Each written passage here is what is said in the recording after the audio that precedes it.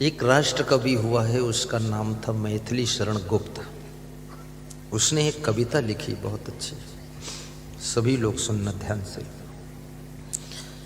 नर हो न निराश करो मन को, दोहराना, तुम भी दोहराना। नर हो न निराश करो मन को, कुछ काम करो, कुछ काम करो, कुछ काम करो, कुछ काम करो, जग में रह कर कुछ नाम करो। क्या बात है, जग में रह कर कुछ नाम करो। कोई भी कार्य तुम करोगे, यदि कुनकुना कार्य करते हो, थोड़ा थोड़ा करते हो, तो उसमें नाम वाम कुछ नहीं होगा, पूरी ताकत झोंक देनी पड़ेगी। मीराबाई ने भक्ति किया तो पूरी ताकत से भक्ति किया, तो मीराबाई का भक्ति के आकाश में नाम छप गया। शिवरी ने गरीबी में झोपड़ी में भक्ति किया, लेकिन पूरी ताकत से भक्ति किया, तन मन समर्पित कर दिया, तो शिवरी का नाम भी मीरा से भी और ऊपर अंकित हो गया। भक्ति कर तो इतनी कर कि भक्ति की तो हद कर दे, और मेहनत कर तो इतनी कर कि गरीबी को रद्द कर दे, और सत्संग सुन तो इतना सुन कि यमराज के दरबार में जब पहुंचे तो अपने कर्मों का खाता भी रद्द कर दे, रद्द कर दे। पूरा जुट जाना चाहिए। विद्यार्थियों को भी चाहिए, पढ़ाई कर तो इतनी कर कि डिग्रियों का भी अंत कर दे। सब डिग्री ले लो, टॉप क्लास करो, लेकिन विद्यार्थी के लिए सबसे घातक, जहां तक मैंने देखा है, दो चीजें हैं। नंबर 1 फैशन, और नंबर 2 मोबाइल। मोबाइल अभी 2 के बाद तीसरा विद्यार्थी लेके घातक है व्यसन। व्यसन और व्यभिचार, ये विद्यार्थी के लिए काल है। फैशन से भी अपने को बचाओ, क्योंकि ज्यादा शरीर पर ध्यान दोगे तो पढ़ने पर ध्यान कौन देगा। थोड़ा थोड़ा शरीर को ठीक कर लो, ऐसे भी गंदे फंदे मत घूमो, थोड़ा बाल वाल सुधार लो, लेकिन 2-2 घंटे बाल सेट करना, तो फिर घंटे कहाँ बचेंगे पढ़ने के लिए। और फैशन की बहार, बालों पर बहुत ज़्यादा आक्रमण चल रहा है। नवयुवक भी बालों का फैशन करते हैं, तो वो तो सब चारों तरफ बाल काट देते हैं, खोपड़ी के बीच में थोड़े से रखते हैं और रुई जैसे उड़ते रहते हैं, और चारों तरफ बाल काट के बाईपास रोड निकाल देते हैं, और इशारा दे रहे हैं कि बाईपास रोड बन चुकी है, इधर से गाड़ी पास कर लो। खोपड़ी के बीच में चौराहा है, खोपड़ी में बाल उड़ रहा है। कितने पागल लोग हैं, वो खोपड़ी खराब भी लगती है इधर उधर बाल काटने से।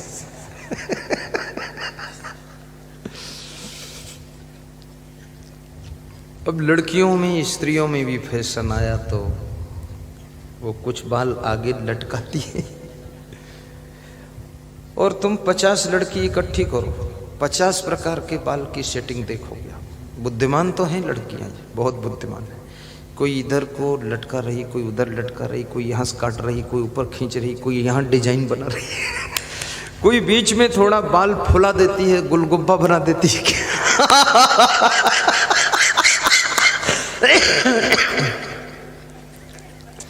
मैं तो देखता हूं तो हंसता हूं कि हद हो। जितनी मेहनत इन बालों पर किया, इतनी मेहनत पढ़ने में कर देती तो शायद ये कलेक्टर बन जाती। ऐसे में सब बेटियों से भी खुश हूं, बेटों से भी खुश हूं, नाराज नहीं हूं, लेकिन मेरी इच्छा है ये सब बेटियां सेल्फ डिपेंड हो, इतनी योग्य बने कि अपने पैरों खड़ी हो सके। कहीं फैशन के आकर्षण में इनका समय बर्बाद न हो, व्यसन विलास में इनका समय बर्बाद न हो। मोबाइल में नवयुवक का समय बर्बाद ना हो।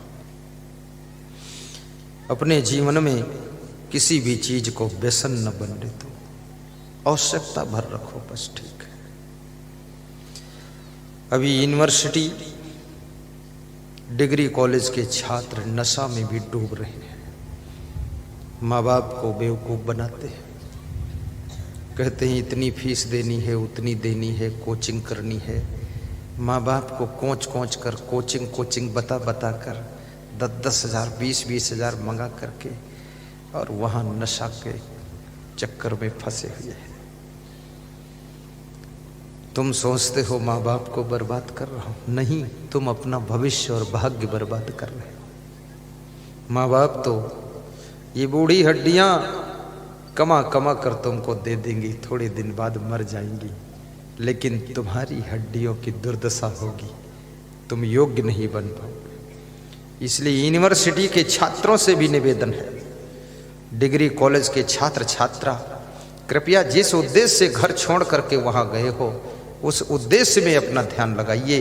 वहाँ नशा व्यसन में मत डूबिए, मोबाइल में फिल्म उलम मत देखिए। जिंदगी को धन्य बनाना है तो प्रवचन सुनिए, और प्रवचन सुन करके व्यसन से बचिए, फैशन से बचिए, और कोई प्रकार का नशा नहीं होना चाहिए। नशा हो तो एक हो, जो तुम्हारे जीवन का परम लक्ष्य है उसको प्राप्त करने का नशा आपके ऊपर चढ़ना चाहिए, और वहां तक पहुंचना ही है, वही दिखना चाहिए। जैसे अर्जुन को मछली की आंख दिख रही थी, ऐसे आपको भी अपना लक्ष्य दिखना चाहिए, इधर उधर दूसरा कुछ नहीं दिखना चाहिए।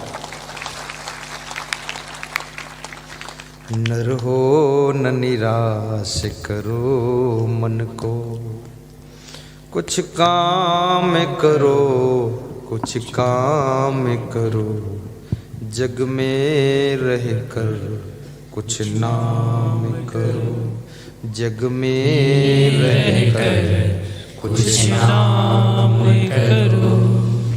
यह जन्म हुआ किसी अर्थ यहो, यह जन्म हुआ किसी अर्थ यहो, समझो जिससे कि व्यर्थ न हो, समझो जिससे कि व्यर्थ न हो, संभलो कि सुयोग न जाई चला, समझो कि सुयोग न जाई चला, कब व्यर्थ हुआ सदुपाय भला, कब व्यर्थ हुआ सदुपाय भला, समझो जग को न निराश अपना, समझो जग को न निराश अपना, पथ आप प्रशस्त करो अपना, पथ आप प्रशस्त करो अपना, अखिलेश्वर हैं मेरे गुरुवर हैं, अवलंबन को नर हो न निराश करो मन को, नर हो न निराश करो मन को, कुछ काम करो, कुछ काम करो, जग में रह कर कुछ नाम करो। आपका नाम भी होना चाहिए। किसी भी क्षेत्र में, विज्ञान का क्षेत्र हो या चिकित्सा की फील्ड हो या शिक्षा की फील्ड हो या साधना का मैदान हो या राजनीतिक दृष्टिकोण हो, लेकिन वहाँ पर भी आपका यश होना चाहिए। राजनीति भी करो, ईमानदारी से करो। राजनीति में भी ईमानदारों को ज़्यादा बढ़ने का मौका मिलता है। शिक्षा क्षेत्र में भी योग्य बनो, स्पेशलिस्ट बनो। जब तक तुम स्पेशलिस्ट नहीं बनो, इस संसार में तुम्हारी डिमांड नहीं। इसलिए विशेषज्ञ, स्पेशलिस्ट को हिंदी में क्या कहते हैं? बोलो। विशेषज्ञ जैसे होते हैं ना, heart specialist, eye specialist, kidney specialist doctor होते हैं। जब तुम्हें बीमारी आती तो स्पेशलिस्ट को ढूंढते हो। ऐसे ही आप जिस क्षेत्र में काम करते हो उसमें स्पेशलिस्ट बनो। घर में रहने वाली महिलाओं को भोजन में स्पेशलिस्ट होना चाहिए। इनको घर की साज सज्जा में स्पेशलिस्ट होना चाहिए। साधु को अपनी साधना में, आश्रम को सजाने संवारने में स्पेशलिस्ट होना चाहिए। यदि तुम स्पेशलिस्ट हो तो तुमको पुकारा जाएगा, तुमको ढूंढा जाएगा, तुमको बुलाया जाएगा, तुमको याद किया जाएगा और लोग कहेंगे उनको बुलाइए, वो अच्छा कर लेते हैं। विशेष अंक प्राप्त करिए। बिजनेस करो तो उसमें भी विशेषज्ञता होनी चाहिए।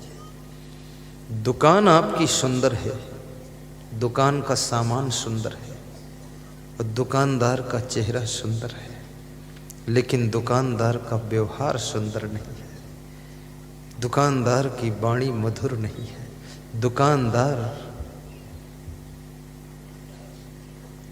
की बातचीत आकर्षक नहीं है, तो दुकान नहीं चलेगी, दुकान आगे डेवलप नहीं होगी। इसलिए आपका व्यवहार भी सुंदर होना चाहिए, बातचीत का ढंग भी आकर्षक होना चाहिए। और किसी भी क्षेत्र में बातचीत का बहुत बड़ा प्रभाव होता है। मनुष्य का विचारों का आदान प्रदान तो बातचीत के माध्यम से ही होता है। इसलिए बातचीत करने का तरीका सीखो। और ये तरीका अगर सीखना है तो आप रामायण, जो रामानंद सागर का सीरियल है ना, उसको सुनो तो उसमें भी तरीका बहुत है। कौन किससे बोलता है, कैसे शब्द हैं, राम कैसे बात कर रहे हैं, लक्ष्मण कैसे बोलते हैं। ज्यादातर राम बोलते हैं, लक्ष्मण चुप रहते हैं। चुप रहना भी सफलता की चाबी है। कहीं कहीं चुप रहना चाहिए।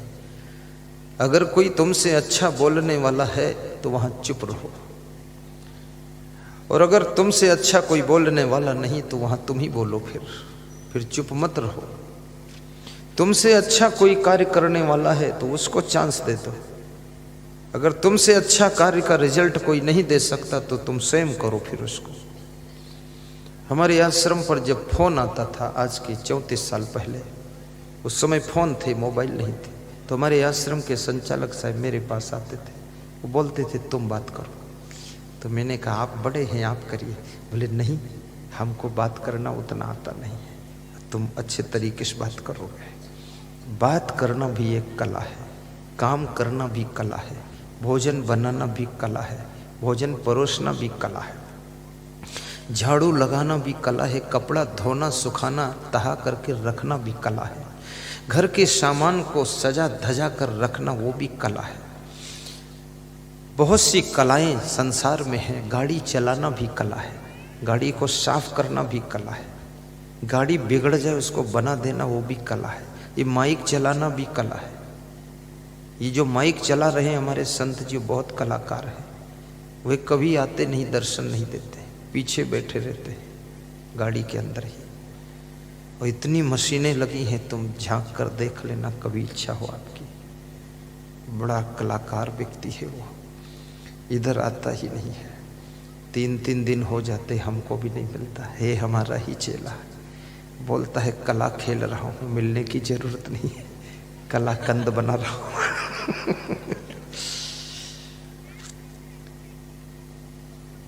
और वीडियो चलाना भी कला है, किसी को डपटना भी एक कला है, डिसिप्लिन करना, अनुशासन रखना कला है। कितने लोग ऐसे होते जब वो पहुंचते हैं सब कंट्रोल हो जाता है, कंट्रोल। और कितने लोग उसी में बैठे रहेंगे, खुद ही बेकंट्रोल है। अनुशासन भी कला है, साफ सुथरा रहना भी कला है, हंसना भी एक कला है, मुस्कुराना भी कला है। लेकिन किस कला को कहां पर हमको प्रयोग करना है, ये भी सबसे बड़ी कला है। अगर किसी के मृत्यु संस्कार में तुम गए हो, वहां हंस रहे हो, तो ये कला गलत जगह प्रयोग कर रहे हो। अगर किसी के शादी में गए हो वहां रो रहे हो तो ये कला गलत, रोना भी कला है। और रोने की कला महिलाओं में सबसे ज्यादा होती है। महिलाओं के पास में एक करुणावान महिलाएं होती है, एक करुणा मूर्ति है, ममता मूर्ति है। ये रोती भी है, हंसती भी ज्यादा है और मुस्कराती भी ज्यादा है। पुरुषों को हंसना भी मुश्किल, मुस्कराना भी मुश्किल, रोना भी मुश्किल। पुरुष बुरी तरह से फंस जाता है, ना खुल के रो सकता है, बूंग मार के रोता नहीं है, शर्माता है, अंदर सिसक सिसक कर रोता है, ई करता है। और महिलाएं जब रोती है, अरे पूरा फूट फूट कर रोती है, आ दैया रे, मैया रे, भैया रे, सब बोलती है। और कितनी महिलाएं तो अपने सीने मुक्का भी मारती है, और कितनी महिला जब रोती है तो सिर को जमीन में पटकती है। मैं कहता हूँ, हे होशियार, किसी के घर कोई मर गया था तो मैं गया एक बार, तो जिसका पति मरा था या क्या था पता नहीं, याद नहीं, छोटा था तब की बात है, लेकिन वो एक लकड़ी गड़ी हुई थी तो अपने सिर को टकराती थी। तो इतनी होशियार थी, दूर से लाती थी सिर, जब लकड़ी पास में आ जाती थी तो साइड में टकरा देती थी, लकड़ी में नहीं मारती थी ठोकर। तो मैं सोचता था अगर दुख में ज्यादा व्यथित होती तो लकड़ी क्यों दिख रही, उसी मार दे। तो मैंने कहा, ए माता जी सीधे ठोकर लगाओ, लकड़ी है इसमें टकरा दो। बोले तुम मत बोला करो।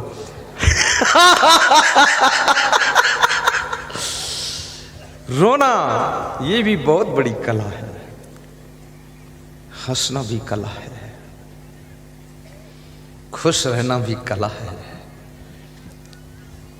विचित्र विचित्र कार्यों को करना भी कला है, दूसरों को समझाना सबसे बड़ी कला है, और खुद समझ जाना ये उससे बड़ी कला है, और ना समझ को भी समझा देना ये बहुत बड़ी कला है, और सबको समझा करके एक संगठन की डोर में बांधना ये भी बहुत बड़ी कला है, और एक डोर में बांध करके सबसे सही तरीके से काम लेना ये बहुत बड़ी कला है। इस कला को जो सीख जाता है उसे कलाकार कहा जाता है, और जीवन में कभी असफल नहीं होता है।